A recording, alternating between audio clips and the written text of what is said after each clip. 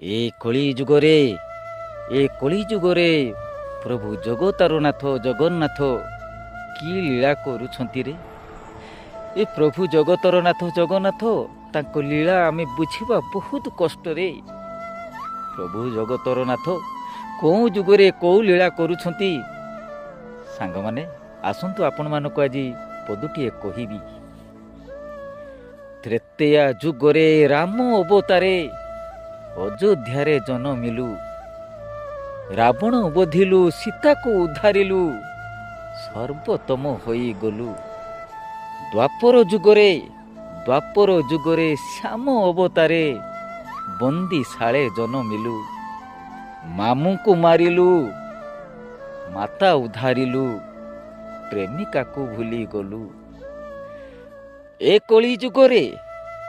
କଳି ଯୁଗରେ କାଳିଆ ନାମରେ ଜନମିଲୁ ପୁରୀ ଧାମେ, ସାରା ଜଗତର ପାପ ଧୋଇବାକୁ ବୋଲାଇଲୁ ଚାରି ଧାମେ।